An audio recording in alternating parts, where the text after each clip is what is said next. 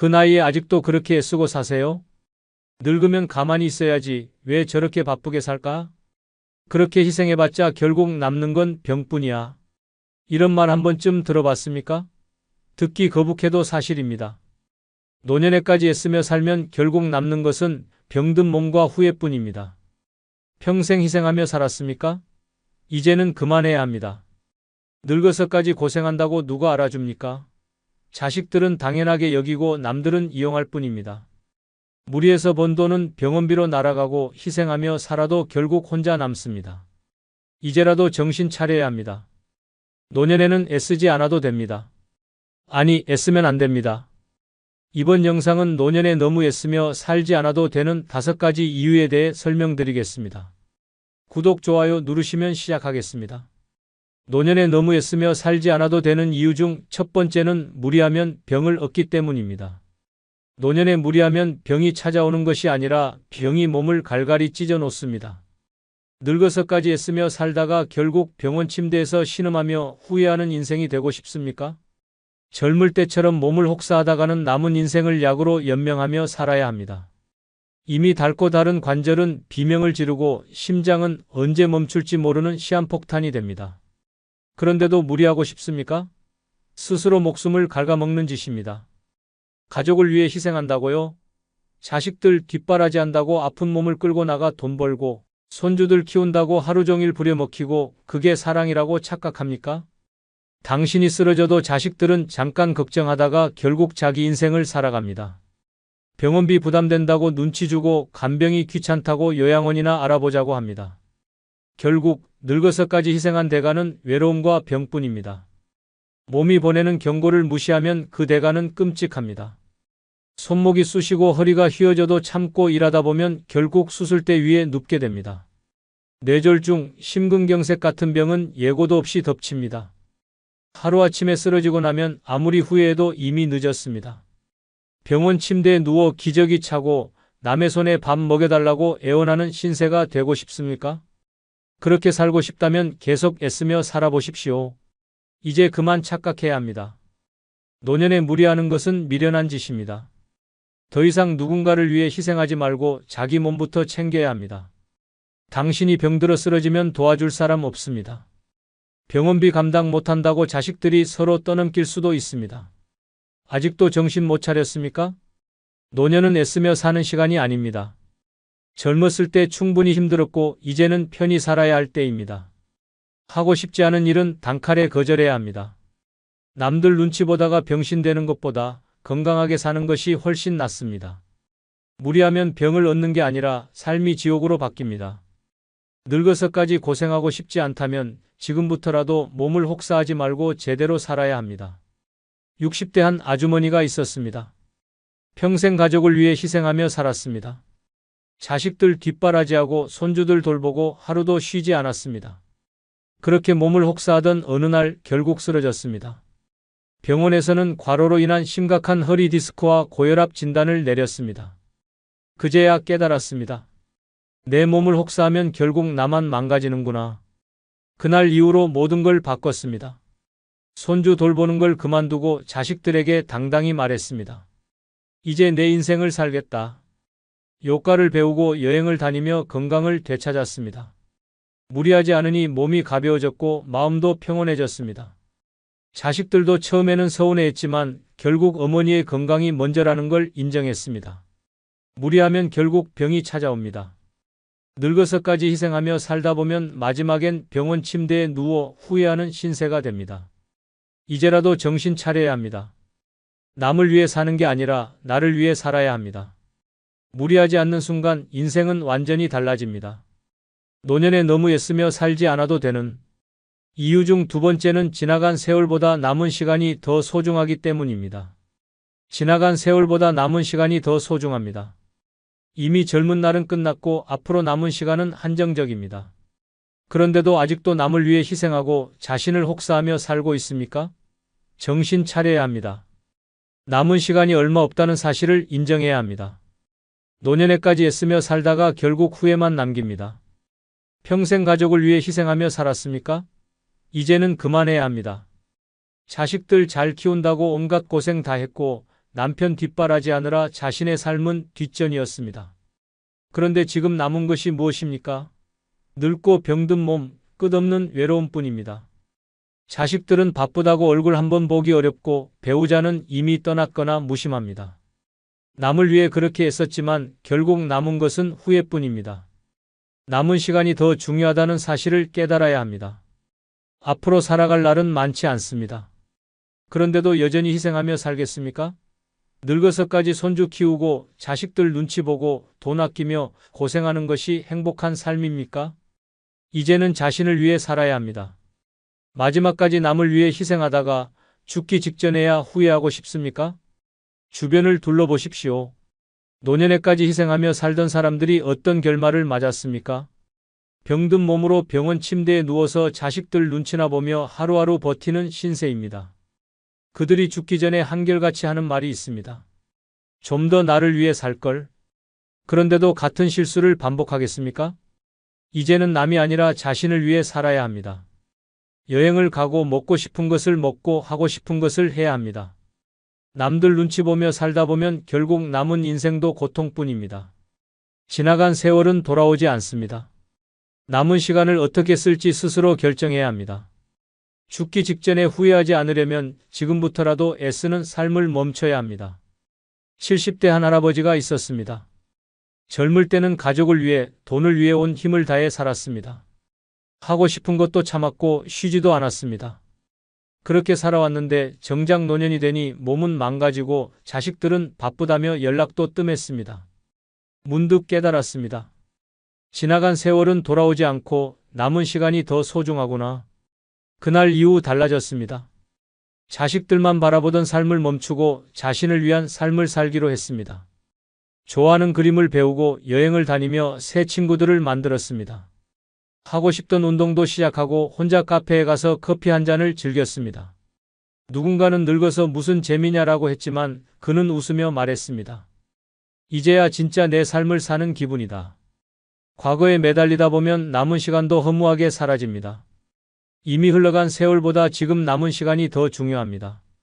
남은 인생을 후회 속에서 보낼 것입니까? 아니면 원하는 대로 살며 행복을 찾겠습니까?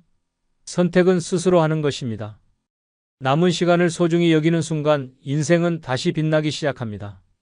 노년에 너무 애쓰며 살지 않아도 되는 이유 중 세 번째는 돈만 보고 살면 행복을 놓치기 때문입니다. 평생 돈에 쫓겨 살았습니까? 이제 그만해야 합니다. 늙어서까지 돈에 집착하며 스스로를 옭아매고 있습니까? 정신 차려야 합니다. 돈을 벌어봤자 결국 가져갈 수 없습니다. 평생 아끼고 모아봤자 결국 병원비로 날아가거나 자식들에게 뜯기고 끝납니다. 죽고 나면 돈은 남지만 당신은 없습니다. 돈에 집착하는 순간 삶은 피폐해집니다.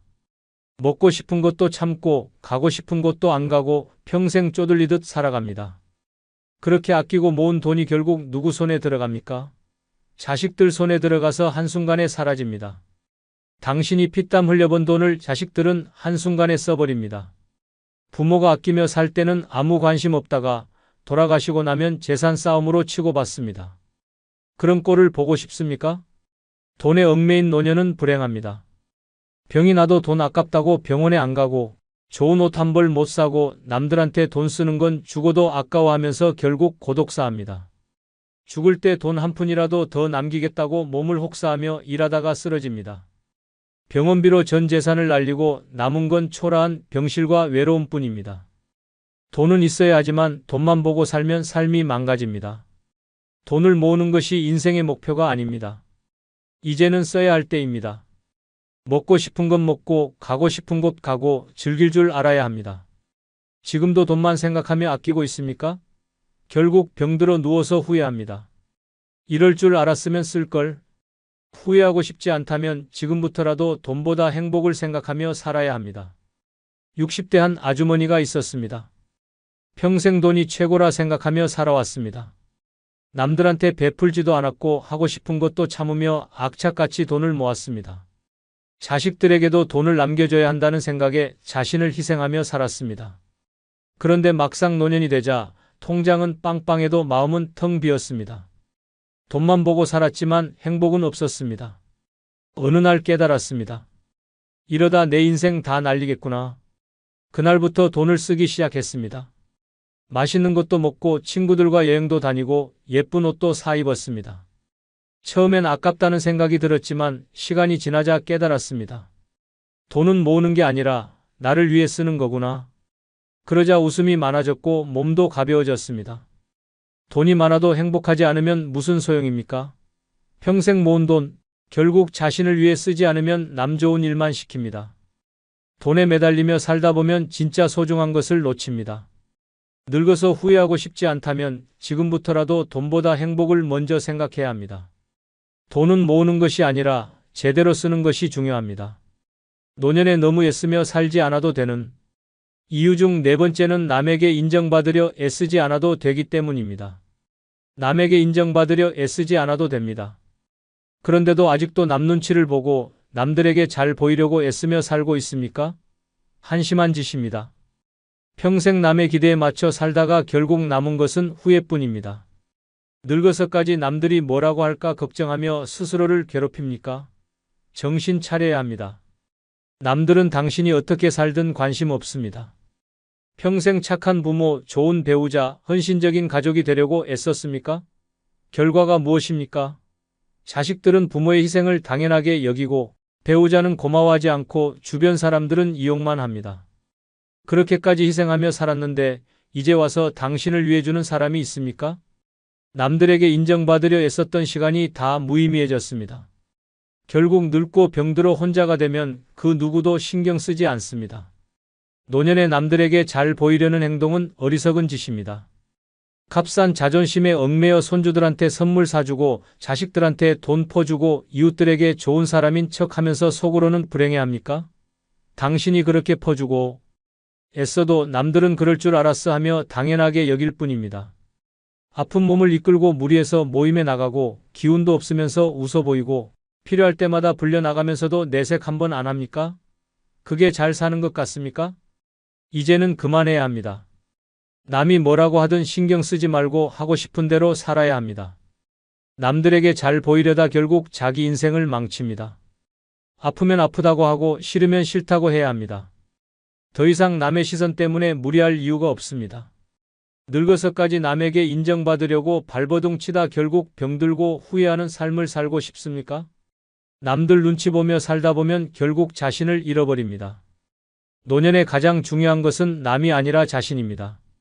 이제는 누구에게도 인정받으려 애쓰지 말고 내 삶을 찾아야 합니다.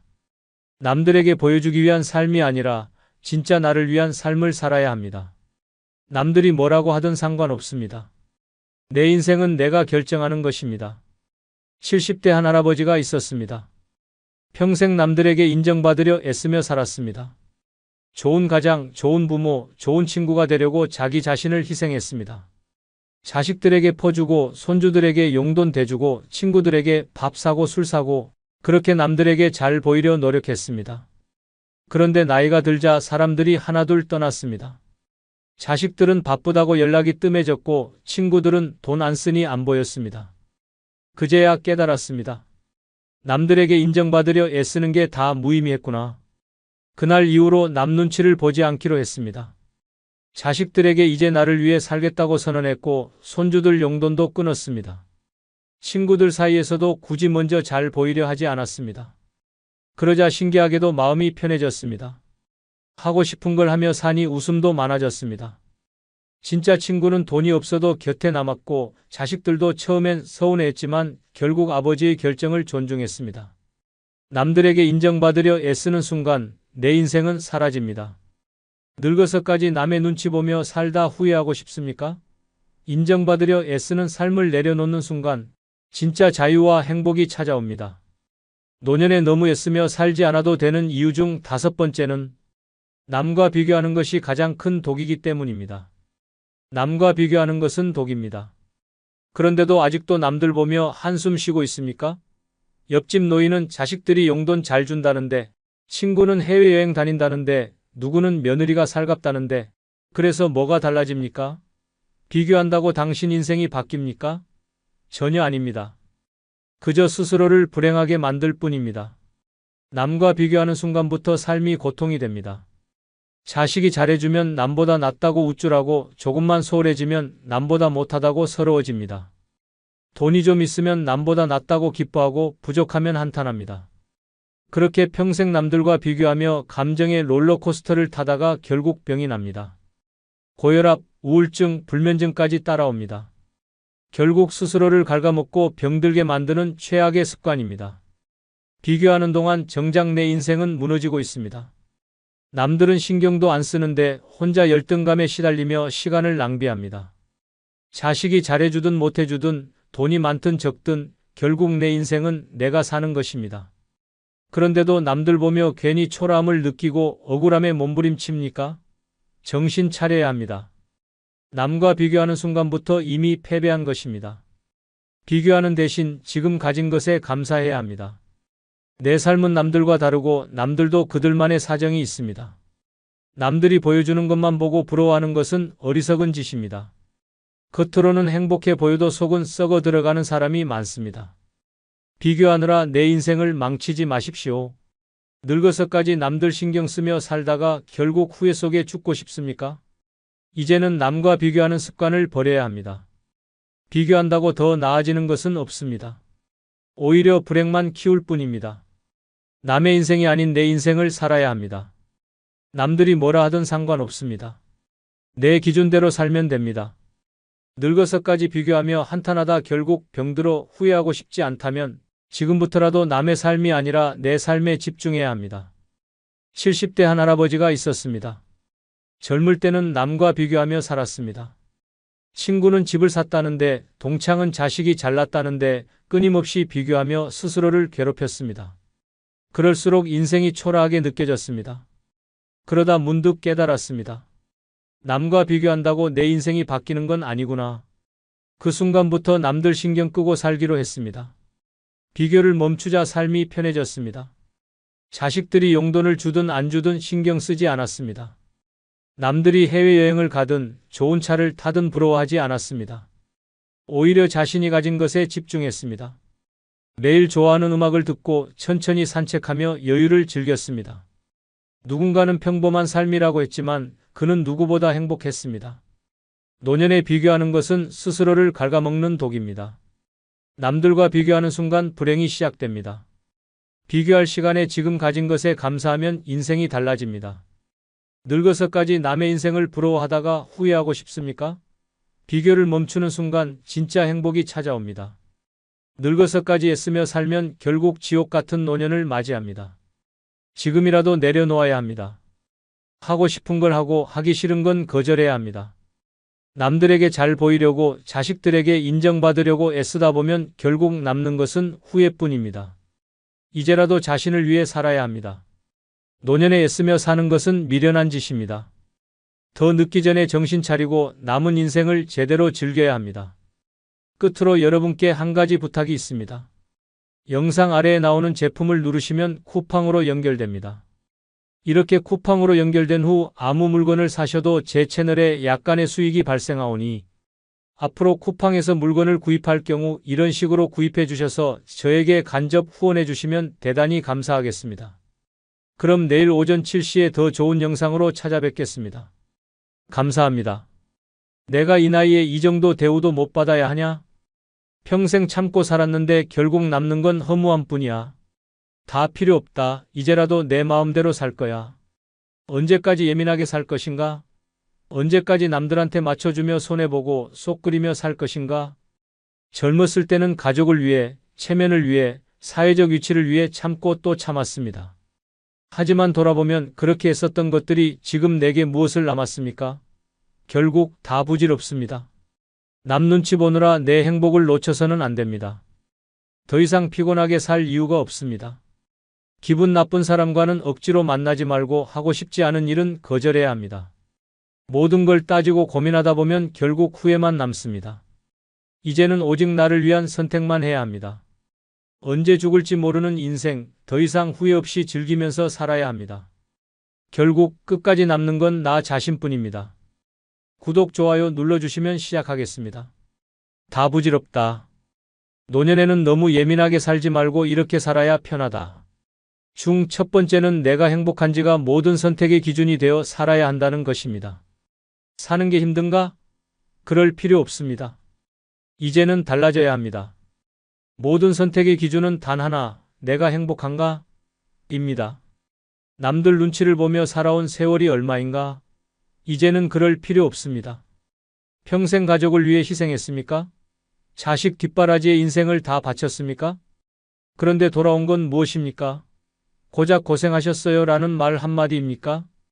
아니면 연락 한 통 없는 쓸쓸한 나날입니까? 이제는 스스로에게 물어야 합니다. 나는 지금 행복한가?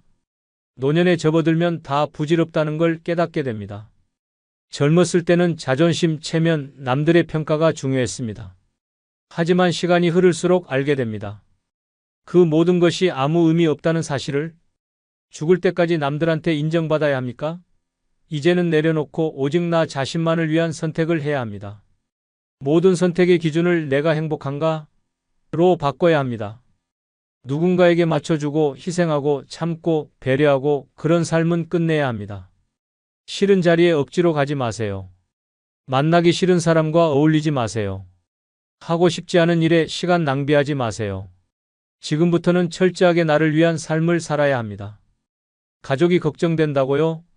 자식들이 서운해할까봐 두렵다고요? 착각하지 마세요. 자식들은 이미 본인의 삶을 삽니다.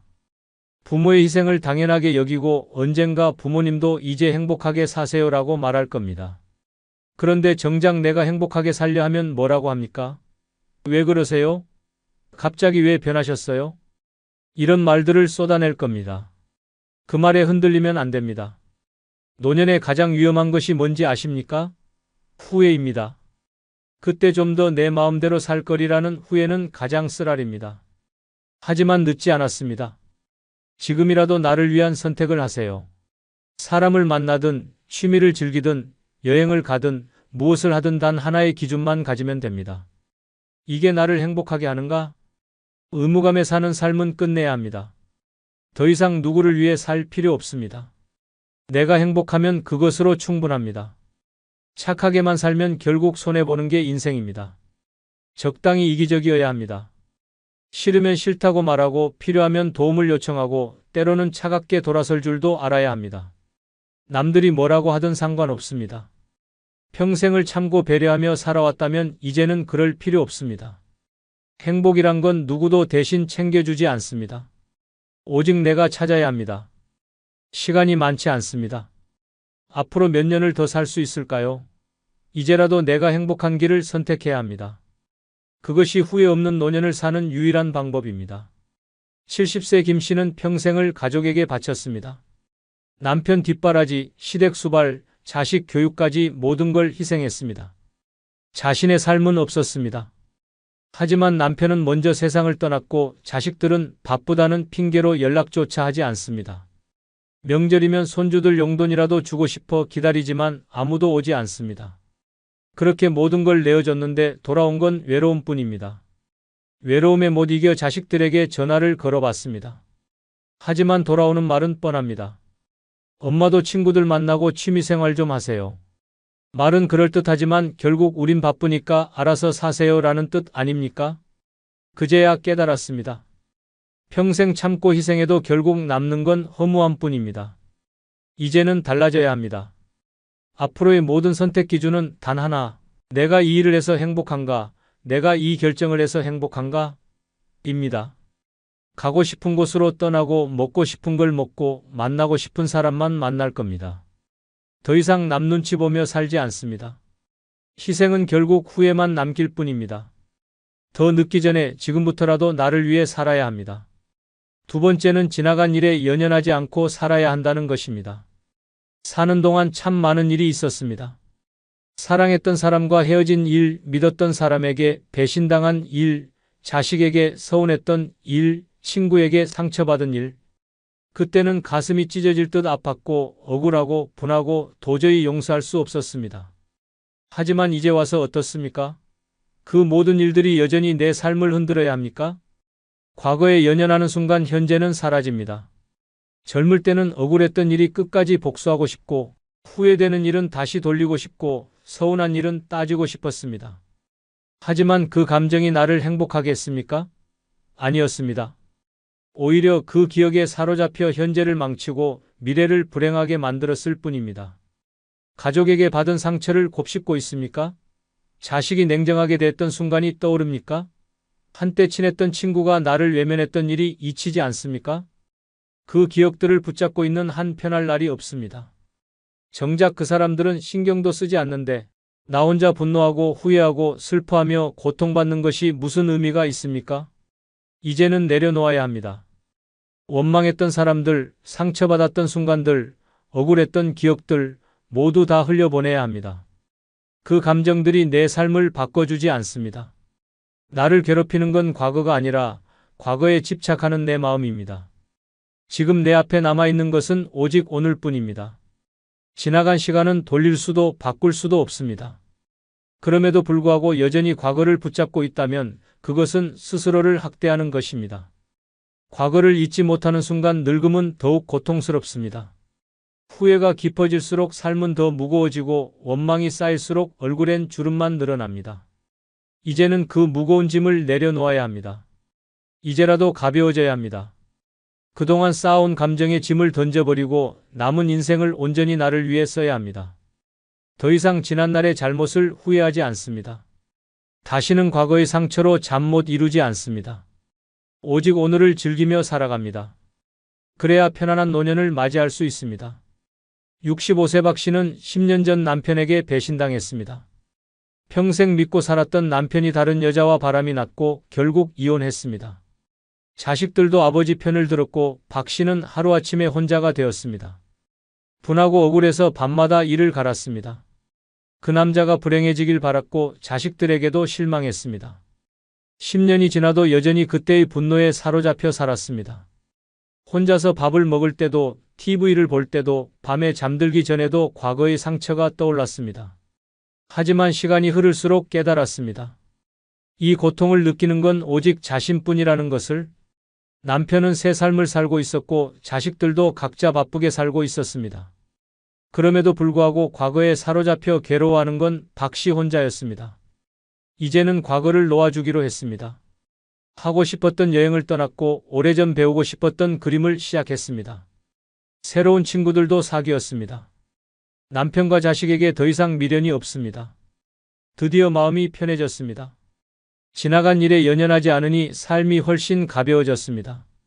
이제야 진짜 내 인생을 사는 것 같습니다. 세 번째는 자꾸 따지면 마음만 피곤해진다는 것입니다. 사는 내내 억울하고 답답한 일이 얼마나 많았습니까? 계산기 두드리듯 하나하나 따지면서 살았습니까? 이제 와서 남는 게 무엇입니까? 자꾸 따지면 결국 마음만 피곤해질 뿐입니다. 젊었을 때는 손해보면 안 된다고 생각했습니다.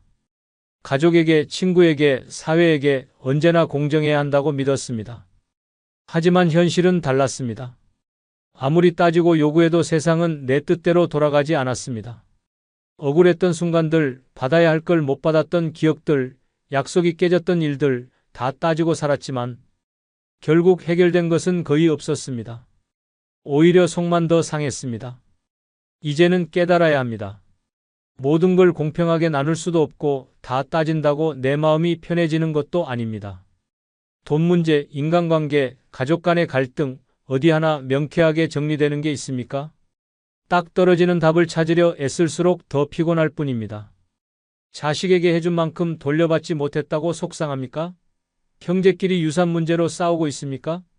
친구가 돈을 빌려가 놓고 모른 척해서 화가 납니까? 다 따지고 싸워서 얻을 게 무엇입니까? 상대가 변합니까? 오히려 관계만 더 꼬이고 상처만 깊어질 뿐입니다. 그러는 동안 내 마음의 평화는 산산조각 납니다. 남은 인생 더는 따지지 말아야 합니다. 손해봐도 그냥 넘기고 속상한 일도 흘려보내야 합니다. 따지면서 살아봐야 결국 억울함만 더 커질 뿐입니다. 받아야 할 것을 못 받았다면 그냥 포기하세요. 내가 양보하면 오히려 마음이 편해집니다. 관계를 유지하려면 가끔은 져주는 것도 방법입니다. 세상을 향해 계속 따지고 분노하면 결국 나만 피곤해집니다. 늙을수록 가장 중요한 건 돈도 명예도 아닙니다. 오직 마음의 평화입니다. 마음이 편해야 밥맛도 좋고 잠도 잘 오고 건강도 지킬 수 있습니다. 자꾸 따져서 얻을 수 있는 것이 무엇인지 생각해 보세요.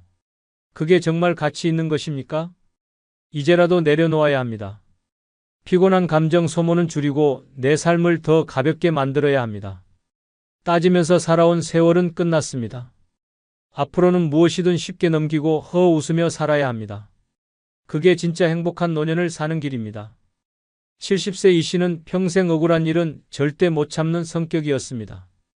동생과 유산 문제로 싸웠고 친구에게 돈을 빌려줬다가 떼었고 며느리의 태도가 마음에 들지 않아 아들과도 다퉜습니다. 늘 따지고 싸웠습니다. 그런데 얻은 것은 아무것도 없었습니다. 오히려 동생과는 연 끊긴 지 오래고 친구는 연락을 피했고 아들은 점점 멀어졌습니다. 혼자가 된 후에도 억울한 마음이 사라지지 않았습니다. 내가 틀린 말 한 게 아닌데 왜 다들 나를 피하는가? 고민하며 밤을 지새웠습니다. 하지만 문득 깨달았습니다. 따진다고 상황이 바뀌는 게 아니었습니다. 오히려 내 마음만 병들고 사람들만 멀어졌습니다. 이제는 내려놓았습니다. 동생에게 먼저 연락했고 친구와도 다시 웃으며 만났습니다. 며느리에게 서운했던 감정도 흘려보냈습니다. 따지지 않으니 마음이 편해졌습니다. 사람도 다시 곁으로 돌아왔습니다. 너무 늦지 않게 깨달아서 다행입니다. 이제는 웃으며 가볍게 살아갑니다. 네 번째는 피곤한 인간관계는 정리하는 게 답이라는 것입니다.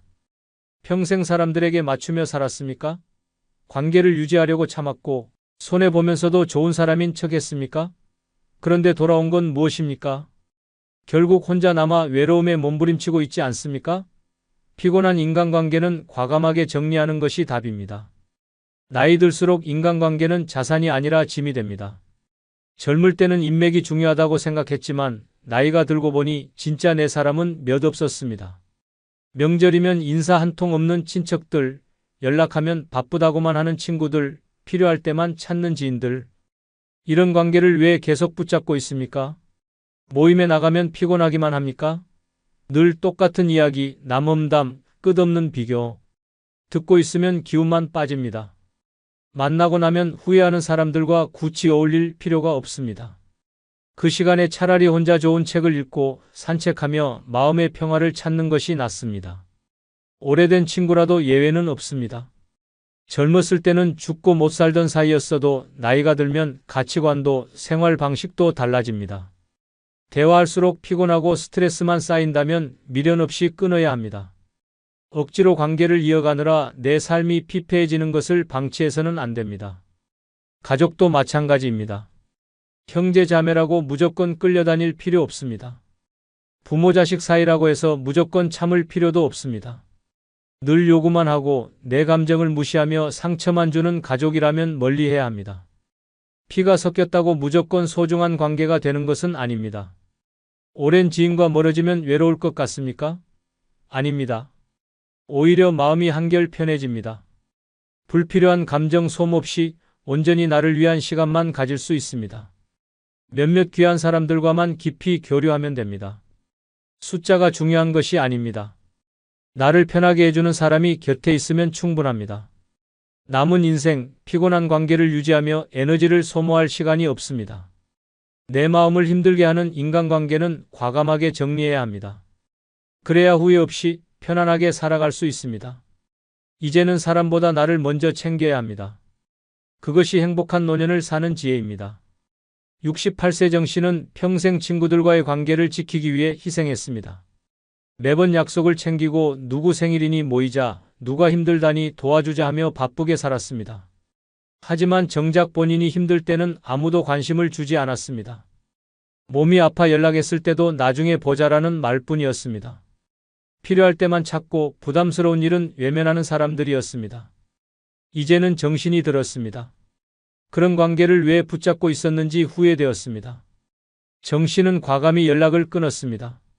모임도 나가지 않았습니다. 처음엔 허전했지만 곧 마음이 편안해졌습니다. 이제는 혼자서도 잘 지냅니다. 오래 꿈꿨던 그림을 배우고 새로운 취미를 즐기며 시간을 보냅니다. 피곤한 인간관계를 정리하니 삶이 가벼워졌습니다. 이제야 진짜 행복이 무엇인지 알 것 같습니다. 다섯 번째는 너무 계획적으로 살지 않아도 된다는 것입니다. 평생 계획표를 짜며 살았습니까? 철저하게 준비하고 완벽하게 실행하려고 애썼습니까? 그런데 인생이 계획대로 흘러갔습니까? 결국 예상치 못한 일들이 닥치고 아무리 준비해도 피할 수 없는 일이 생겼습니다. 지나고 보니 어땠습니까? 그렇게 아등바등 살 필요가 있었습니까? 젊었을 때는 미래를 대비해야 한다며 치열하게 살았습니다. 저축을 철저히 하고 자식 교육을 위해 계획을 세우고 은퇴 후까지 계산하며 살았습니다. 하지만 나이가 드니 모든 것이 헛웃음만 나옵니다. 평생 모은 돈도 예상치 못한 병원비로 사라지고 정성 들여 키운 자식은 연락 한 통 없습니다. 안정적인 노후를 꿈꿨지만 현실은 아무도 모르는 것입니다. 계획적으로 살면 마음이 편할 것 같았습니까? 아닙니다. 오히려 불안만 커졌습니다. 혹시라도 계획이 틀어질까 걱정하고 예상과 다르면 스트레스 받고 완벽해야 한다는 강박에 시달렸습니다. 하지만 이제는 알았습니다. 그렇게 산다고 달라지는 건 없다는 것을. 남은 인생은 계획에 얽매이지 않아야 합니다. 내일 무슨 일이 생길지 모릅니다. 너무 먼 미래를 고민할 필요가 없습니다. 하고 싶은 일이 있으면 지금 해야 합니다. 돈을 아끼느라 여행 한 번 못 가고 건강 걱정하느라 먹고 싶은 것도 참으며 사는 것이 무슨 의미가 있습니까? 내일이 올지조차 모르는데 오늘을 희생하는 것은 어리석은 일입니다. 계획 없이 살면 불안할 것 같습니까? 아닙니다. 오히려 훨씬 자유롭습니다. 그때그때 상황에 맞춰 결정하고 마음이 가는 대로 살아야 합니다. 내일의 걱정보다는 오늘을 즐기는 것이 더 중요합니다.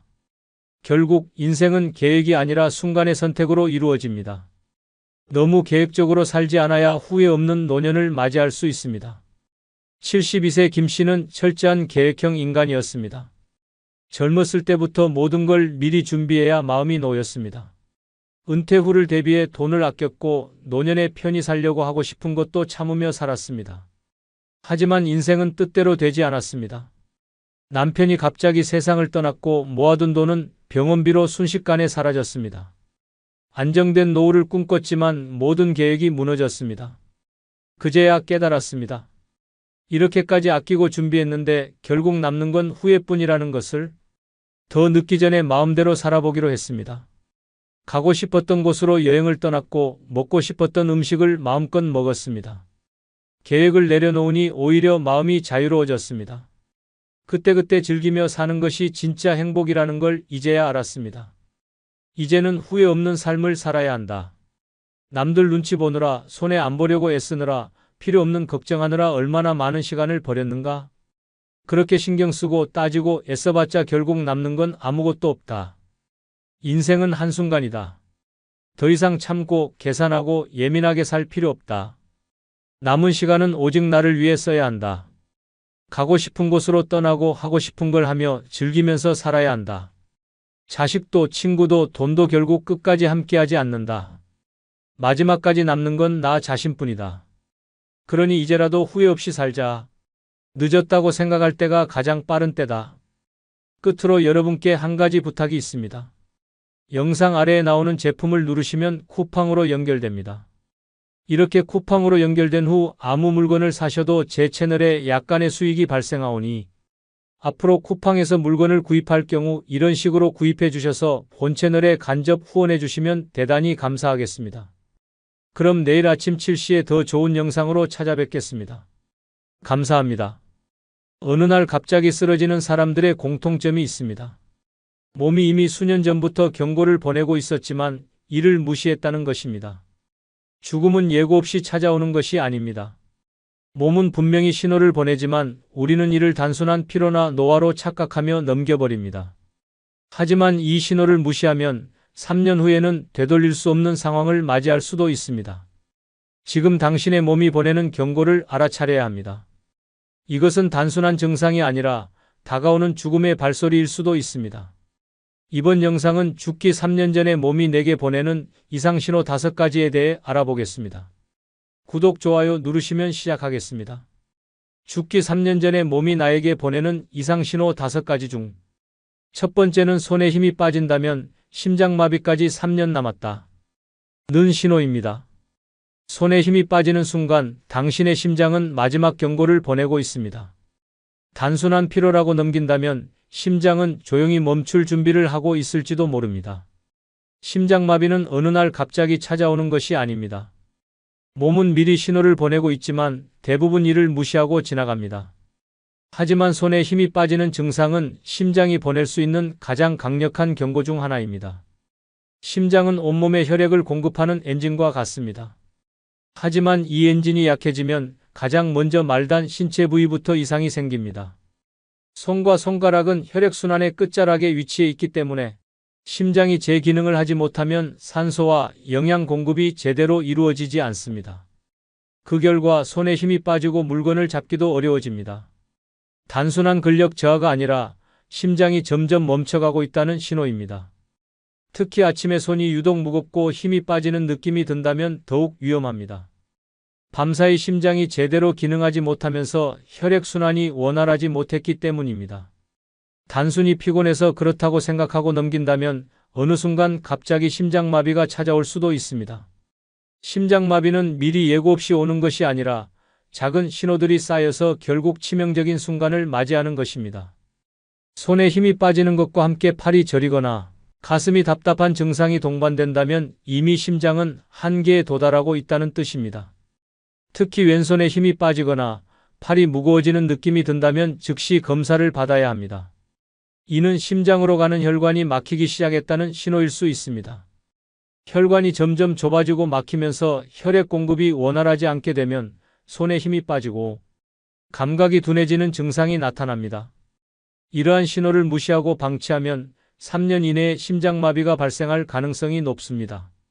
실제로 심장마비로 쓰러진 사람들의 상당수가 이전에 손에 힘이 빠지는 증상을 경험했지만 대수롭지 않게 넘겼다는 연구 결과도 있습니다. 평소와 다르게 손에 힘이 들어가지 않고 작은 물건도 자꾸 떨어뜨린다면 단순한 노화나 피로 때문이 아니라 심장의 건강을 의심해야 합니다. 심장은 한번 망가지기 시작하면 회복이 어렵습니다. 하지만 미리 신호를 알아차리고 대처하면 심장마비를 예방할 수 있습니다. 손에 힘이 빠지는 증상이 반복된다면 즉시 병원을 찾아 심장 건강을 체크해야 합니다.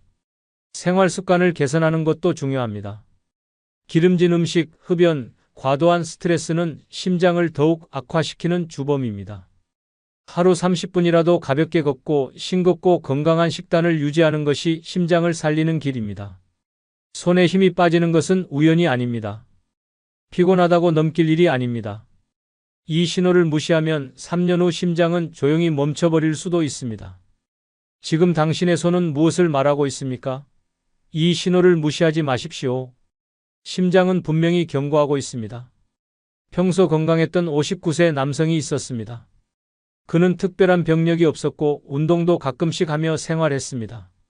하지만 몇 달 전부터 이상한 증상이 나타나기 시작했습니다. 아침에 일어나면 손에 힘이 들어가지 않았고 커피 잔조차 놓치는 일이 많아졌습니다. 처음에는 피곤해서 그렇다고 생각했습니다. 하지만 점점 증상이 심해졌고 손끝이 저린 느낌까지 들었습니다. 그러던 어느 날 그는 출근길에 갑자기 가슴이 답답해지며 왼팔에 힘이 빠졌습니다. 숨이 가빠지고 식은땀이 흘렀지만 그저 스트레스 때문이라며 참고 출근했습니다. 하지만 사무실에 도착하자마자 쓰러졌고 급히 병원으로 옮겨졌습니다. 검사 결과 심장혈관이 90% 이상 막혀 있었습니다. 의사는 조금만 늦었으면 그대로 심장이 멈췄을 것이라고 말했습니다. 그는 응급 스텐트 시술을 받고 가까스로 목숨을 건졌습니다. 손에 힘이 빠지는 작은 신호를 무시한 대가였습니다. 만약 조금만 더 빨리 병원을 찾았다면 죽음의 문턱까지 가지 않았을 것입니다. 심장은 미리 경고를 보냅니다. 이 신호를 무시하는 순간 돌이킬 수 없는 일이 벌어집니다. 죽기 3년 전에 몸이 나에게 보내는 이상신호 5가지 중 두 번째는 자꾸 넘어진다면 뇌에서 보내는 마지막 경고입니다. 자꾸 넘어진다면 단순한 실수가 아닙니다. 뇌가 마지막 경고를 보내고 있는 것입니다. 사람은 균형을 잡고 걷는 것이 당연합니다. 하지만 이유 없이 자주 넘어지고 비틀거린다면 이는 뇌가 망가지고 있다는 신호일 수 있습니다. 뇌는 우리 몸의 모든 움직임을 조절합니다. 하지만 뇌혈관이 막히거나 뇌 기능이 저하되면 신체 균형을 잡는 능력이 급격히 떨어집니다. 처음에는 계단에서 발을 헛디디거나 걸을 때 휘청거리는 정도로 시작됩니다. 하지만 시간이 지날수록 평평한 길에서도 갑자기 넘어지거나 몸을 가누기 어려워집니다. 이는 뇌졸중이나 신경계 질환이 다가오고 있다는 신호일 가능성이 큽니다. 특히 한쪽 방향으로만 자꾸 넘어진다면 더욱 위험합니다. 뇌의 특정 부위가 손상되면서 몸의 한쪽이 약해지고 있다는 뜻입니다. 많은 사람들이 단순한 노화나 피로로 넘기지만 이는 뇌혈관이 막히고 있다는 심각한 신호일 수 있습니다. 심지어 뇌졸중이 오기 몇 년 전부터 이러한 증상이 나타나는 경우도 많습니다. 넘어질 때마다 순간적인 어지럼증이 동반된다면 더 이상 지체할 시간이 없습니다. 뇌연료 공급이 원활하지 않으면 뇌세포가 점점 죽어가면서 몸의 균형을 잃게 됩니다. 가끔 넘어진다고 대수롭지 않게 생각하면 안 됩니다. 뇌는 작은 신호를 통해 미리 위험을 경고합니다. 이를 무시하면 어느 날 갑자기 쓰러져 의식을 잃을 수도 있습니다. 실제로 뇌졸중을 겪은 환자들의 상당수가 넘어지는 일이 잦아졌지만 대수롭지 않게 생각했다고 말합니다. 하지만 그 순간이 뇌에서 보내는 마지막 경고였던 것입니다. 뇌혈관이 70% 이상 막히기 전까지는 큰 증상이 나타나지 않지만 균형 감각이 무너지는 것은 이미 뇌가 한계에 도달했다는 뜻입니다. 넘어지는 증상이 반복된다면 즉시 병원을 찾아야 합니다. 뇌 MRI와 혈관 검사를 통해 혈류 상태를 확인하는 것이 중요합니다. 또한 생활 습관 개선이 필수적입니다. 기름진 음식과 과도한 음주는 뇌혈관을 막는 주범입니다. 꾸준한 운동과 식이 조절을 통해 뇌 건강을 지켜야 합니다. 넘어지는 것이 단순한 실수라고 생각하면 안 됩니다. 이는 뇌가 보내는 마지막 경고일 수 있습니다.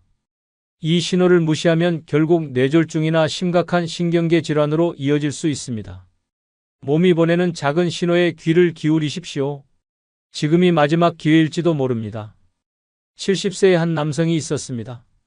그는 특별한 질병 없이 건강하게 생활하고 있었습니다. 하지만 몇 달 전부터 이상한 일이 벌어졌습니다.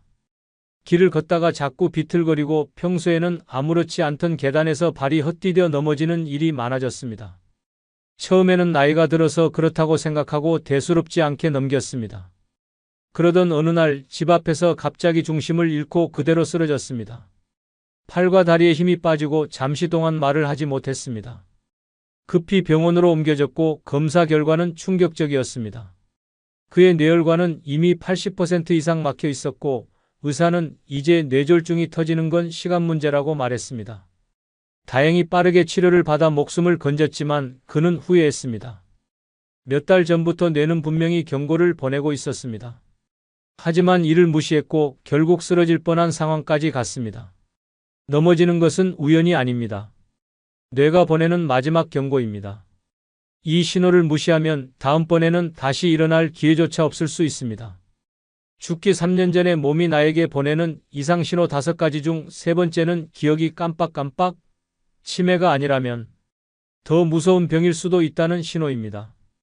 기억이 깜빡깜빡한다면 단순한 건망증이 아닙니다. 많은 사람들이 기억력이 떨어지면 치매를 가장 먼저 떠올립니다. 하지만 치매보다 더 무서운 병이 숨어 있을 수도 있습니다. 이는 뇌졸중, 뇌혈관 질환, 심지어간 질환의 초기 증상일 가능성이 높습니다. 뇌는 신체의 모든 기능을 조절하는 기관입니다. 그런데 뇌혈관이 막히기 시작하면 혈액 공급이 원활하지 않아 뇌세포가 서서히 죽어갑니다. 그 결과 기억력 저하, 집중력 감소, 말이 꼬이는 증상이 나타납니다. 이런 증상은 단순한 노화로 치부되기 쉽지만 사실 뇌가 보내는 마지막 경고일 수 있습니다. 특히 최근에 일을 자주 잊어버리거나 물건을 어디에 두었는지 기억이 나지 않는다면 뇌연료 장애를 의심해야 합니다. 또한 간 기능이 저하되면 독소가 제대로 해독되지 않아 혈류를 타고 뇌로 올라갑니다. 이로 인해 기억력이 떨어지고 멍해지는 증상이 나타날 수 있습니다. 이를 간성 뇌증이라고 하며 심하면 혼수 상태까지 이를 수 있습니다. 만약 기억력 저하와 함께 이유 없이 피로하거나 피부가 누렇게 변했다면 간 질환이 원인일 가능성이 큽니다. 무서운 것은 이러한 증상들이 서서히 진행된다는 점입니다. 처음에는 단순히 깜빡하는 정도지만 점점 일상생활에 영향을 미치기 시작합니다. 약속을 잊거나 같은 질문을 반복하고 물건을 둔 장소를 찾지 못하는 일이 잦아진다면 뇌와 간 건강을 의심해야 합니다. 특히 한 번도 겪어보지 않은 극심한 피로감이 동반된다면 위험 신호일 수 있습니다. 이런 증상을 방치하면 뇌혈관이 완전히 막혀 뇌졸중으로 이어질 수 있습니다. 심하면 한쪽 마비나 언어장애가 발생하며 회복이 어려운 경우도 많습니다. 또한 간 기능이 악화되면 독소가 뇌를 망가뜨려 결국 치명적인 상태에 이를 수도 있습니다. 단순한 기억력 저하로 넘겼다가 돌이킬 수 없는 상황이 되는 것입니다. 기억력이 떨어지는 것은 자연스러운 노화의 일부일 수도 있습니다. 하지만 최근 들어 깜빡하는 일이 부쩍 많아졌다면 절대 가볍게 넘겨서는 안 됩니다. 정밀 검사를 통해 뇌혈관 상태와 간 기능을 점검하는 것이 중요합니다. 또한 평소 식습관을 개선하고 규칙적인 운동을 하는 것이 뇌 건강을 지키는 데 필수적입니다. 기억력이 떨어지는 것은 단순한 건망증이 아닙니다. 뇌와 간이 망가지고 있다는 위험 신호일 수 있습니다. 이 신호를 무시하면 어느 순간 더 이상 기억할 수 없는 날이 올지도 모릅니다. 지금 당신의 뇌는 어떤 메시지를 보내고 있습니까? 이 경고를 외면하면 미래는 예상보다 훨씬 더 빨리 무너질 수도 있습니다. 68세의 한 남성이 있었습니다. 그는 최근 들어 자꾸 깜빡하는 일이 많아졌습니다. 지갑을 어디에 뒀는지 기억이 나지 않았고 약속 시간을 헷갈리는 일이 잦아졌습니다. 처음에는 나이가 들어서 그렇다고 생각했습니다. 하지만 점점 심해졌습니다. 며칠 전 먹은 음식을 기억하지 못했고 같은 질문을 반복했습니다. 그러던 어느 날 그는 운전 중 신호를 놓쳤고 순간 방향을 잃었습니다. 가까스로 사고는 피했지만 이상함을 느껴 병원을 찾았습니다. 검사 결과 그의 뇌혈관은 75% 이상 막혀 있었습니다. 의사는 이 상태를 방치하면 몇 년 안에 뇌졸중이 올 확률이 매우 높다고 경고했습니다. 그는 즉시 치료를 시작했고 생활 습관을 바꾸었습니다. 만약 단순한 건망증이라며 넘겼다면 그는 어느 날 갑자기 쓰러졌을지도 모릅니다. 기억이 깜빡이는 것은 단순한 노화가 아닙니다. 뇌가 보내는 마지막 경고입니다. 이 신호를 무시하면 다음 순간은 존재하지 않을 수도 있습니다. 죽기 3년 전에 몸이 나에게 보내는 이상신호 5가지 중 4번째는 잠잘 때 다리가 저리다면 혈관이 막히고 있다는 증거입니다. 잠을 자려고 누웠는데 다리가 저리고 불편하다면 단순한 피로가 아닙니다. 혈관이 막히고 있다는 신호일 수 있습니다. 많은 사람들이 다리 저림을 가볍게 여기지만 이는 몸이 보내는 마지막 경고일 수도 있습니다. 만약 이 신호를 무시한다면 몇 년 안에 심각한 혈관 질환이나 심장마비로 이어질 가능성이 높습니다. 혈관은 온몸에 혈액을 공급하는 생명의 통로입니다. 하지만 혈관이 좁아지거나 막히기 시작하면 다리로 가는 혈액순환이 원활하지 않아 저림, 쑤심, 통증이 발생합니다. 특히 밤에 다리가 저린다면 더욱 위험합니다. 낮 동안에는 움직이면서 혈액이 순환되지만 밤에는 혈류가 느려지면서 혈관이 막힌 부분이 더 두드러지기 때문입니다. 단순한 다리 저림과 혈관 문제로 인한 다리 저림은 차이가 있습니다. 만약 잠잘 때 유독 다리가 저리고 쥐가 자주 난다면 이는 혈액순환 장애 때문일 가능성이 큽니다. 특히 다리를 심장보다 높이 올렸을 때 증상이 심해진다면 말초혈관이 막히고 있다는 강력한 신호입니다. 이를 방치하면 말초동맥 질환, 심장병, 심지어 뇌졸중으로까지 이어질 수 있습니다. 더 무서운 것은 다리 저림이 심혈관 질환의 초기 증상일 수 있다는 점입니다. 다리로 가는 혈관이 막혔다면 결국 심장과 뇌로 가는 혈관도 막히게 됩니다. 실제로 다리 저림을 호소하던 많은 사람들이 몇 년 안에 심장마비나 뇌졸중으로 쓰러졌습니다. 이런 증상이 나타나면 즉시 병원을 찾아야 합니다. 단순한 피로 때문이라고 넘기지 말고 혈관 상태를 정밀 검사해야 합니다. 동맥경화가 진행되고 있는지, 혈관이 얼마나 막혀 있는지를 확인하는 것이 중요합니다. 특히 고혈압, 당뇨, 고지혈증이 있다면 더욱 주의해야 합니다. 생활습관 개선도 필수적입니다. 기름진 음식, 흡연, 과음은 혈관을 막는 주범입니다. 식습관을 개선하고 꾸준한 운동을 해야 합니다. 매일 30분 이상 걷기만 해도 혈액순환이 좋아지고 혈관 건강을 지킬 수 있습니다. 잠잘 때 다리가 저리는 것은 몸이 보내는 마지막 경고일 수 있습니다. 이 신호를 무시하면 어느 날 갑자기 다리뿐만 아니라 심장과 뇌까지 무너질 수 있습니다.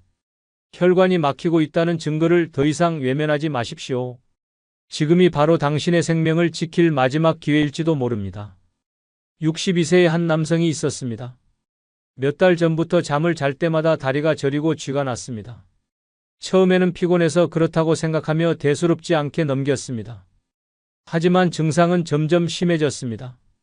새벽마다 다리가 저려서 잠에서 깨는 일이 반복되었고 걷는 것도 점점 불편해졌습니다.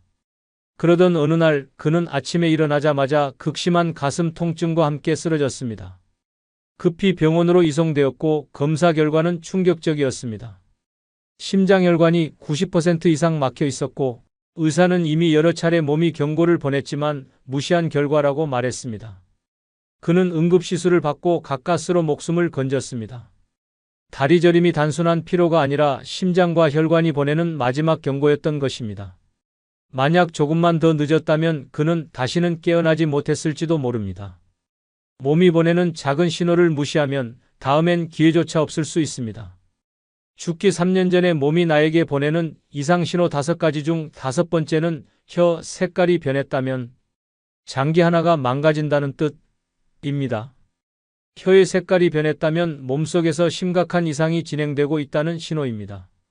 많은 사람들이 혀를 대수롭지 않게 여기지만 혀는 우리 몸의 건강 상태를 그대로 반영하는 중요한 기관입니다. 만약 혀가 평소보다 지나치게 붉거나 창백하거나 검은빛을 띠기 시작했다면 이는 특정 장기가 망가지고 있다는 강력한 경고일 수 있습니다. 이 신호를 무시하면 결국 돌이킬 수 없는 상태로 악화될 수도 있습니다. 혀가 지나치게 붉어졌다면 간이 위험하다는 뜻입니다. 간은 몸속 독소를 해독하는 역할을 합니다. 하지만 간이 제 기능을 하지 못하면 독소가 몸에 쌓이면서 혀가 붉게 변하고 심하면 갈라지거나 부어오르는 증상이 나타납니다. 특히 음주를 자주 하거나 기름진 음식을 즐긴다면 더욱 조심해야 합니다. 혀의 변화는 간이 망가지는 초기 신호일 수 있습니다. 혀가 창백하거나 하얗게 변했다면 빈혈이나 신장 기능 저하를 의심해야 합니다. 신장이 제대로 작동하지 않으면 혈액이 깨끗하게 정화되지 못하고 독소가 쌓이면서 혀가 창백해지거나 하얀 막이 낍니다. 또한 만성 피로, 부종, 소변 변화 같은 증상이 함께 나타난다면 신장이 서서히 망가지고 있다는 뜻입니다. 이를 방치하면 결국 심부전으로 이어질 수도 있습니다. 혀가 검거나 갈색을 띠기 시작했다면 소화기관, 특히 위와 장에 심각한 문제가 생긴 것입니다. 위장 건강이 악화되면 입속 세균이 급격히 증가하면서 혀가 검게 변하는 현상이 나타납니다. 특히 속쓰림, 잦은 소화불량, 구취가 심해졌다면 위암이나 장 질환을 의심해야 합니다. 단순한 위염이 아니라면 시간이 지나면서 악성 질환으로 발전할 위험이 있습니다. 혀 색깔의 변화는 단순한 일시적인 증상이 아닙니다. 장기 하나가 서서히 망가지고 있다는 신호일 가능성이 높습니다. 혀의 변화를 무시하면 몇 년 안에 심부전, 간경화, 위암 같은 치명적인 병으로 이어질 수도 있습니다. 하지만 많은 사람들이 이 경고를 대수롭지 않게 넘기고 뒤늦게 후회합니다. 혀의 색이 변하는 것은 몸이 보내는 마지막 경고일 수 있습니다. 혀의 변화가 감지되면 즉시 병원을 찾아야 합니다. 단순한 영양 부족으로 생각하고 넘기다가는 생명을 위협받을 수 있습니다. 또한 생활 습관을 개선하는 것도 필수적입니다. 기름진 음식, 과음, 흡연은 간과 신장, 위장을 망가뜨리는 주범입니다. 충분한 수분 섭취와 건강한 식단을 유지하면 혀의 색깔뿐만 아니라 몸 전체의 건강을 지킬 수 있습니다. 혀는 거짓말을 하지 않습니다. 혀가 보내는 신호를 무시하면 결국 몸 전체가 망가지게 됩니다. 지금 당신의 혀는 어떤 색깔을 띠고 있습니까? 이 작은 변화를 가볍게 넘기지 마십시오. 지금이 바로 당신의 건강을 지킬 마지막 기회일지도 모릅니다. 64세의 한 남성이 있었습니다. 몇 달 전부터 혀가 붉게 변하고 갈라지는 증상이 나타났습니다. 처음에는 대수롭지 않게 넘겼습니다. 하지만 점점 입안이 건조해지고 혀의 통증까지 느껴졌습니다. 거울을 볼 때마다 혀 색깔이 짙어지고 있다는 것을 알았지만 피곤해서 그렇겠거니 하고 무시했습니다. 그러던 어느 날 그는 극심한 피로와 복통을 호소하며 병원에 갔습니다. 검사 결과 그의 간 수치는 정상의 몇 배를 넘었고 의사는 간경화 초기 단계라고 진단했습니다. 간이 서서히 망가지면서 몸이 경고를 보냈지만 그는 혀의 변화를 사소한 증상이라 여겼던 것입니다. 다행히 그는 간 기능 회복을 위해 치료를 시작했지만 만약 더 늦었다면 간경화가 악화되어 돌이킬 수 없는 상태가 되었을 것입니다. 혀는 몸의 상태를 그대로 보여줍니다. 혀의 색깔이 변하는 것은 우연이 아닙니다. 이 신호를 무시하면 결국 건강뿐만 아니라 생명까지 위협받을 수 있습니다. 끝으로 여러분께 한 가지 부탁이 있습니다. 영상 아래에 나오는 제품을 누르시면 쿠팡으로 연결됩니다. 이렇게 쿠팡으로 연결된 후 아무 물건을 사셔도 제 채널에 약간의 수익이 발생하오니 앞으로 쿠팡에서 물건을 구입할 경우 이런 식으로 구입해 주셔서 저에게 간접 후원해 주시면 대단히 감사하겠습니다. 그럼 내일 오전 7시에 더 좋은 영상으로 찾아뵙겠습니다. 감사합니다. 어쩌죠? 요즘 거울 볼 때마다 얼굴이 늙어 보이는 것 같아요. 이런 고민 한 번쯤 해본 적 있지 않나요? 나이가 들면서 피부 탄력이 떨어지고 기운이 없고 여기저기 쑤시기 시작하면 이제 정말 늙어가는 건가 싶어집니다. 하지만 걱정할 필요 없습니다. 노화는 반드시 비싼 화장품이나 건강식품으로 막는 것이 아닙니다. 오히려 우리가 매일 하는 작은 습관이 노화 속도를 결정합니다. 돈을 들이지 않고도 건강하고 젊게 나이 드는 방법이 있습니다. 단순하지만 강력한 6가지 비법을 실천하면 거울 속 자신이 달라지는 걸 직접 경험할 수 있을 것입니다. 먼저 구독, 좋아요 누르시면 시작하겠습니다. 돈 없이 노화 늦추는 비법 중 첫 번째는 소금 섭취 줄이고 패스트푸드 피하기입니다. 소금 섭취를 줄이고 패스트푸드를 피하는 것은 단순한 건강관리 차원을 넘어 노화를 늦추는 결정적인 열쇠입니다. 몸속에서 노화를 촉진하는 가장 강력한 적 중 하나가 바로 염분 과다 섭취와 가공식품 중독입니다. 우리가 무심코 섭취하는 짠 음식과 패스트푸드는 우리 몸을 서서히 망가뜨리는 시한폭탄과 같습니다. 소금은 체내 나트륨 균형을 깨뜨려 혈압을 상승시키고 혈관을 딱딱하게 만듭니다. 이는 결국 심혈관 질환으로 이어지고 혈액순환이 원활하지 않으면 세포가 충분한 산소와 영양을 공급받지 못해 노화 속도가 급격히 빨라집니다. 피부 탄력이 떨어지고 주름이 깊어지며 심한 경우 뇌졸중이나 치매 발병 위험까지 높아집니다. 특히 한국인은 세계적으로도 나트륨 섭취량이 높은 편이며 국물 문화와 짠 반찬을 즐기는 식습관이 문제로 지적되고 있습니다. 염분이 과다하면 콜라겐이 손상되고 수분이 빠져나가 피부가 푸석푸석해지는 현상이 발생합니다. 단순히 피부 노화가 아니라 몸 전체가 빠르게 쇠약해지는 결과를 초래하는 것입니다. 패스트푸드는 더욱 위험합니다. 기름에 튀긴 음식, 가공육, 즉석식품에는 트랜스지방과 첨가물, 과도한 나트륨이 포함되어 있으며 이는 염증 반응을 유발하고 노화를 가속화하는 주요 원인입니다. 과도한 포화지방과 트랜스지방은 혈관을 좁히고 산화 스트레스를 증가시켜 세포 노화를 촉진합니다. 패스트푸드를 꾸준히 섭취하면 몸속에서 만성 염증이 증가하고 이는 암, 당뇨, 치매 같은 질환으로 이어질 가능성이 커집니다. 소금 섭취를 줄이고 패스트푸드를 피하는 것이 어렵다면 대체할 수 있는 건강한 식습관을 찾는 것이 중요합니다. 천연 조미료를 활용해 나트륨을 줄이고 신선한 채소와 과일을 중심으로 한 자연 식단을 유지하는 것이 효과적입니다. 다시마, 표고버섯, 양파 등은 천연 감칠맛을 내면서도 염분 섭취를 줄이는 데 도움이 됩니다. 패스트푸드가 땡길 때는 오븐에 구운 닭가슴살이나 견과류, 통곡물 샌드위치처럼 건강한 대체 음식을 선택하는 것이 좋습니다. 몸은 정직합니다. 오늘 먹는 음식이 10년 뒤 얼굴을 결정짓고 건강을 좌우합니다. 나트륨 과다 섭취와 가공식품 섭취 습관을 바꾸는 것만으로도 혈관 건강이 개선되고 피부가 맑아지며 전반적인 신체 기능이 젊음을 유지하는 데 큰 도움이 됩니다. 단순한 다이어트 차원이 아니라 건강한 노화를 위한 필수적인 실천입니다. 나이가 들수록 중요한 것은 채우는 것이 아니라 불필요한 것을 덜어내는 것입니다. 그 첫걸음이 바로 소금 섭취를 줄이고 패스트푸드를 멀리하는 것입니다. 돈 없이 노화 늦추는 비법 중 두 번째는 두뇌 활동 지속하기입니다. 두뇌 활동을 지속하는 것은 단순한 기억력, 유지 차원을 넘어 노화를 늦추고 삶의 질을 극대화하는 핵심 전략입니다. 뇌는 근육과 같아서 쓰지 않으면 퇴화하고 끊임없이 자극을 주면 젊음을 유지할 수 있습니다. 젊었을 때는 별다른 노력 없이도 뇌가 활발히 움직이지만 나이가 들수록 의식적으로 사용하지 않으면 뇌 기능이 급격히 저하됩니다. 두뇌 활동이 줄어들면 가장 먼저 나타나는 변화는 기억력 감퇴와 집중력 저하입니다. 단순히 깜빡하는 정도가 아니라 사고력이 둔해지고 감정 조절 능력까지 약해집니다.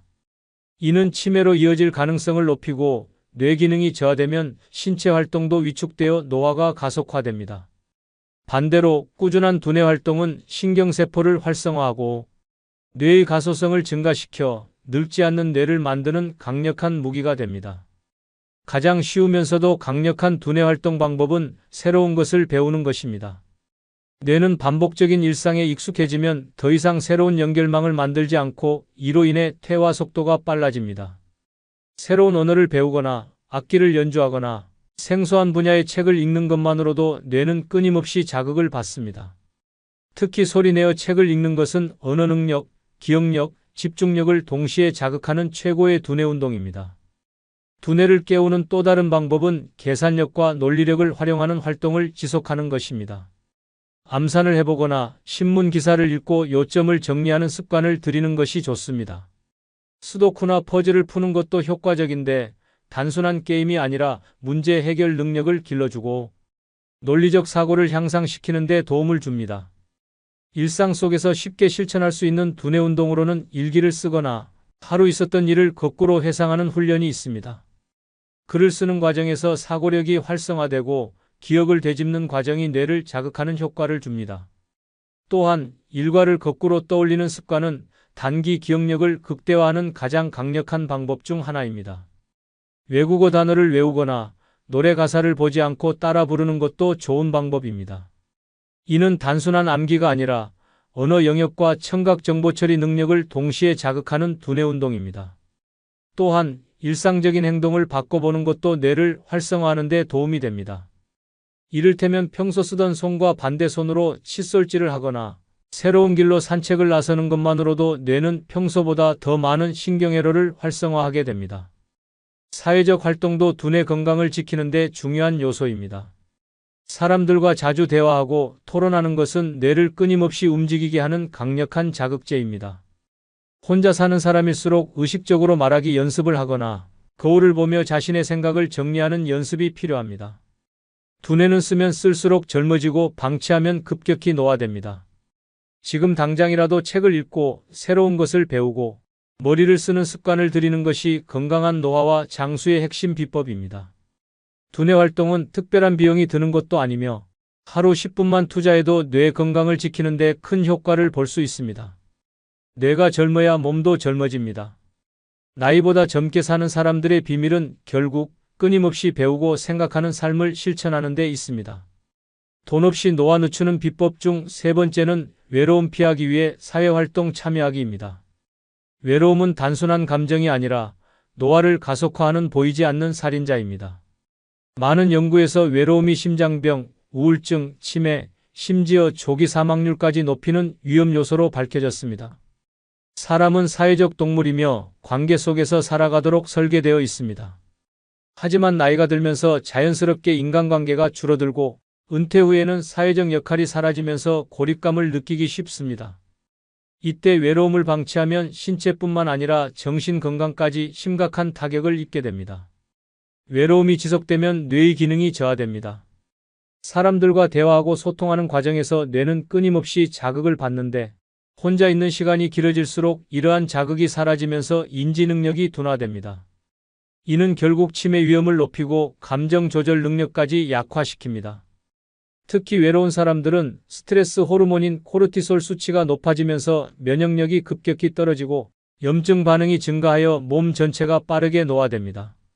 다시 말해, 외로움은 단순한 기분 문제가 아니라 신체적 건강에도 직접적인 영향을 미치는 치명적인 요소입니다.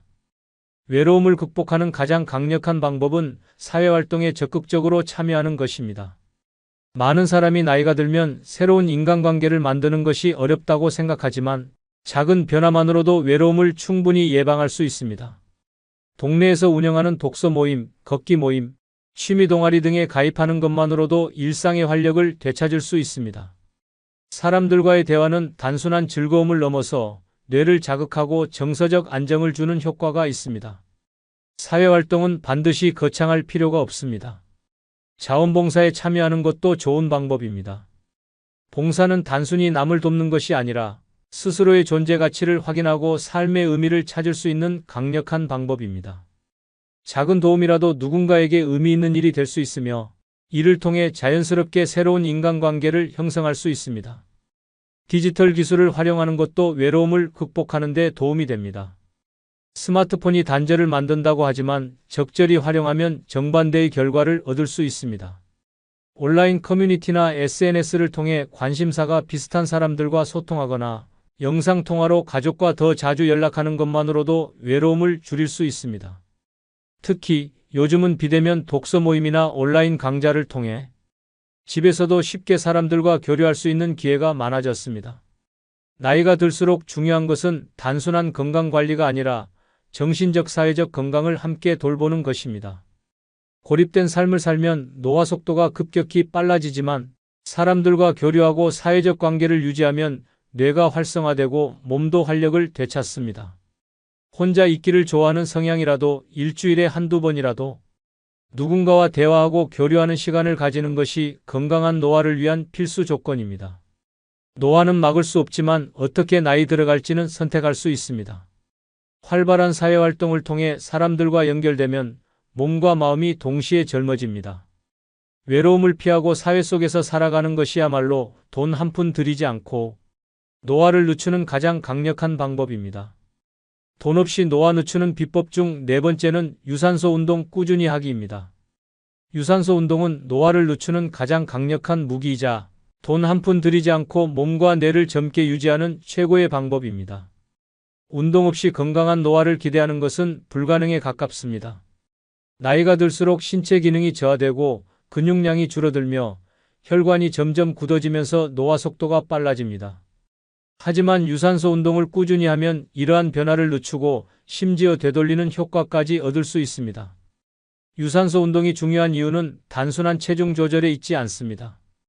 규칙적인 유산소 운동은 혈액순환을 촉진하고 세포의 산소 공급을 증가시키며 심장과 폐 기능을 강화해 몸 전체를 활성화하는 역할을 합니다. 특히 혈관 건강이 좋아지면 혈압과 혈당이 안정되고 피부의 영양 공급이 원활해져 얼굴이 맑아지고 탄력이 살아나는 효과까지 얻을 수 있습니다. 단순히 오래 사는 것을 넘어 건강하고 젊게 사는 것이 가능해지는 것입니다. 운동 부족은 치매와도 직결됩니다. 규칙적인 유산소 운동은 뇌세포를 보호하고 신경 연계를 활성화시켜 기억력과 집중력을 높이는 데 도움을 줍니다. 연구에 따르면 꾸준히 걷거나 뛰는 사람들은 그렇지 않은 사람들보다 노화 속도가 10년 이상 늦춰지는 효과를 보였습니다. 운동을 하면 뇌에서 엔도르핀과 도파민이 분비되는데 이는 우울증과 불안을 예방하고 스트레스를 완화하는 역할을 합니다. 단순히 몸이 건강해지는 것이 아니라 정신 건강까지 좋아지는 놀라운 변화가 일어나는 것입니다. 유산소 운동이라고 해서 반드시 헬스장에 가거나 힘든 러닝을 해야 하는 것은 아닙니다. 가장 쉬운 방법은 걷기입니다. 하루 30분씩만 걸어도 심장 건강이 좋아지고 체지방이 줄어들며 면역력이 향상되는 효과를 볼 수 있습니다.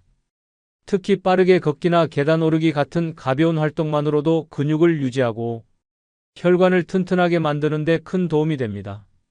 실내에서 할 수 있는 유산소 운동도 많습니다. 음악을 틀고 춤을 추는 것도 훌륭한 유산소 운동입니다.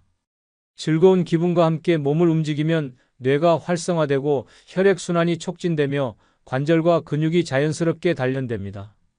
계절이나 날씨에 영향을 받지 않는 실내 운동으로는 제자리 걷기, 가벼운 점프, 스트레칭을 포함한 동작들도 추천할 만합니다.